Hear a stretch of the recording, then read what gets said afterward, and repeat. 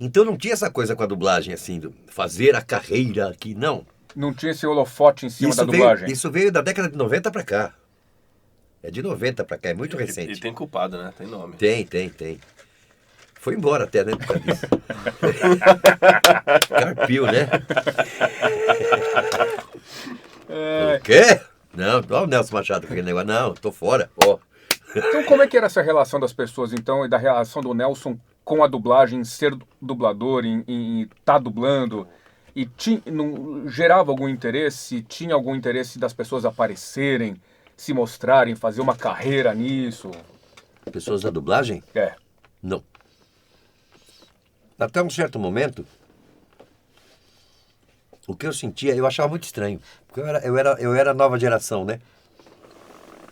O único problema é que eu era nova geração de um só. Não tinha gente, não tinha nova geração comigo, só tinha eu. E eu achava muito esquisito isso. Com um grupo grande de atores que fazia de tudo na vida para não aparecer. De vez em quando algum jornal se interessava em falar de dublagem, nunca conseguiu. As pessoas fugiam da... Todos, ele só conseguia conversar com o dono. Nunca falou com o diretor, nunca falou com o dublador, nunca. Falava com o dublador? Anônimo, né? Colocou uma tela preta na frente. Não. Se ele fizesse outra coisa.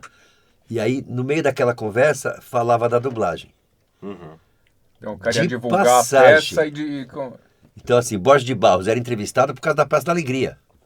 Por causa do mendigo da Praça da Alegria. E aí tinha uma linha E ali aí é dizendo... Dr. Smith. Isso. Porque, na verdade, no fundo, todos tinham um pouco de vergonha. Não gostavam. A dublagem era vista como uma sub-arte, um reduto de derrotados. E era essa a visão que você tinha desse trabalho? Era isso que você... No começo, Era isso que vendiam, né? era o que me vendiam. Mas com pouquíssimo tempo, eu fui não entendendo por quê. Isso é difícil para burro para fazer. Não é qualquer um que faz. Não é fácil fazer isso aqui. Como assim derrotados? Mas eu depois, mais tarde, mais velho, eu fui entender. Tinha duas coisas acontecendo. A primeira é porque eles estavam lá. Eles estavam lá porque eles saíram de um Olimpo. Eles eram deuses. Porque eles eram do rádio. E o rádio era o que existia. Não havia televisão. Eles vieram do rádio. Então, as novelas de rádio criavam ídolos que não podiam andar na rua. Porque a cara deles saía na revista do rádio. Saía fotos, entrevista, fofocas. Tudo que acontece com as novelas na TV, hoje acontecia com as novelas de rádio. Então, eles eram deuses. De repente, a novela de rádio acabou, eles viraram nadas.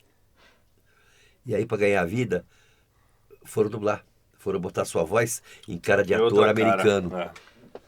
Para eles era muito humilhante. É quase a morte ali. Era humilhante. Então, eles não queriam dizer que faziam isso. Além disso, as outras áreas, o teatro, a TV e o cinema eu vou deixar para o fim, a parte. Mas o teatro, a TV e também o cinema, nos tratavam como a ralé. Aqueles que não conseguiram chegar na gente, imagina. Está fazendo isso, não consegue fazer aqui uma novela, não consegue fazer um filme. A maior parte, filhos da puta. A maior parte fazia filme, fazia novela, né? Mas eram maltratados por fazer dublagem. Caramba. E o cinema, então, queria que nós fôssemos mortos, enterrados e a terra fosse calcinada, para que nada ali nascesse nos próximos 200 anos. Porque para eles nós éramos uma ameaça ao cinema nacional. Sim. Se o público podia entender o americano falando, o público não ia ao cinema ver o Mazzaropi, o que era outra idiotice. Caramba, então é aquele discurso todo de que o rádio vai matar o teatro, a televisão vai matar o rádio, que vai matar o teatro. Então já tinha e rolava isso com a dublagem. E agora qual é? Na década de 60, as assembleias eram feitas com atores. Não existiam setores. Então tem um problema com o pessoal. O pessoal da dublagem está com problema. Vamos fazer uma assembleia para resolver este problema. Então tinha os 50, 60 dubladores lá. Mas a assembleia tinha 250 pessoas. Os outros não eram dubladores, nunca passaram por um estúdio, não. Não entendiam o problema. Não, era gente de cinema que odiava a dublagem. Então eles votavam por paralisação. Que nós não. 50 votava contra, 230 votavam a favor, ganhou. E aí parava. E aí quando eu voltava para ver o que vamos fazer, estavam eles lá, mantém a paralisação. Eles queriam que a gente fechasse. Caramba. Depois tudo isso mudou. Depois tudo isso mudou de cara bastante. Muito, muito, graças a Deus. Mas naquela época, tanto que assim, se fala muito hoje, vocês gostam muito vocês gostam muito de alterar a história. É impressionante como vocês gostam de... Não, tal coisa não é isso aqui, não. Tal coisa é aquilo lá. Vocês é muita gente. Não é esparrama pelo chão, é espalha-rama. Quem é que fala espalha-rama? Pelo amor de Deus. Quem não tem cão, caça como gato. Que sentido faz isso? Que sentido faz isso? Enfim, quer mudar tudo. Então assim, foi colocada a expressão, substituído a dublagem por versão brasileira, que é para trazer para o nosso público, para transformar Oprah Winfrey em Hebe Camargo. Né, é uma versão brasileira. Não! A expressão versão brasileira foi inventada para cobrir a expressão dublagem, da qual as pessoas tinham vergonha. Então as pessoas não faziam dublagem, elas faziam versões brasileiras. No começo se dizia, uma dublagem, gravação, uma dublagem AIC, né? Arte Industrial Cinematográfica São Paulo, primeiro. Do momento para frente virou versão brasileira. Para não chamar aquilo de dublagem, porque a palavra dublagem era maldita. Nossa. Caramba. Que mudança é essa toda, né? Porque hoje você vê que o público vai atrás, os dubladores aparecem, os dubladores ganham com isso, os dubladores participam de eventos. A maldição aliviou, depois, na década de 80, ela foi aliviando, mas só aliviando.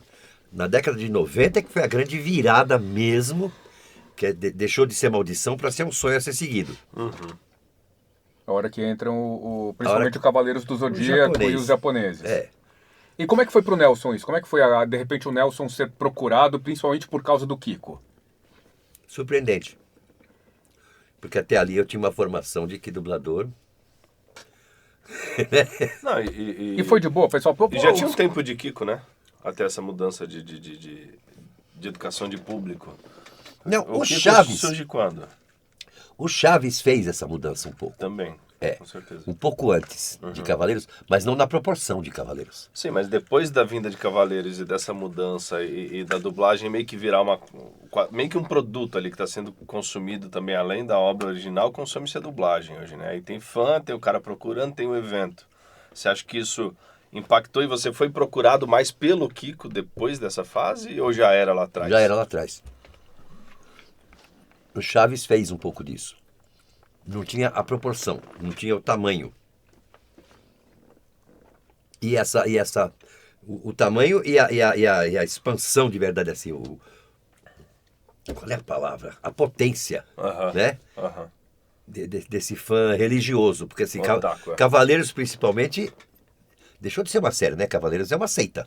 Né? Virou uma religião. É uma religião. Tem deuses, tem princípios morais, princípios éticos, tudo conforme dizia yoga, conforme dizia... Fala sério, né? Não, eu sou ateu. Eu prefiro o Cavaleiro do Zodíaco. Que ateu é você? E como é que você recebeu esse entusiasmo, esse interesse do público, da mídia, de... querer saber quem é o Nelson, o que ele faz e no dos começo, outros? No começo foi fantástico. Porque ator é um bichinho que gosta, né, desse tipo de coisa, né? Ator é um bicho metido. Né? A gente precisa do público para existir. É, né? Bonito falar isso, mas é mentira. A gente é metido, né? Ator é um bicho pretencioso, é um bicho metido a besta, é um bicho com uma autoestima acima do comum dos mortais. Porque assim, veja, ator é um bicho cuja carreira, de alguma forma, tem que passar pelo teatro. Ou no começo, ou no meio, em algum momento ela tem que passar pelo teatro. E que é quando ele vai ser considerado realmente o ator, porque passou pelo teatro. O que é isso? É um camarada que pega uma coisa que está escrita no papel, decora, inventa uma maneira diferente de dizer aquela coisa, sobe num tablado para falar aquela coisa. E ao fazer isso, ele acredita de todo o coração que gente que não conhece ele de todos os lugares da cidade vai sair de suas casas, atravessar a cidade e pagar para ouvir ele falar aquilo. É o cara de uma pretensão. Ainda vão aplaudir no final. É o cara de uma pretensão inacreditável, entendeu? Mas se não tiver isso, não vai ser ator. Vai fazer outra coisa. Então, é claro que o começo foi muito legal. Mas depois veio o efeito Leonardo Nimoy, né? Veio o efeito Spock. 40 anos tá bom já, né? Já deu, tá bom.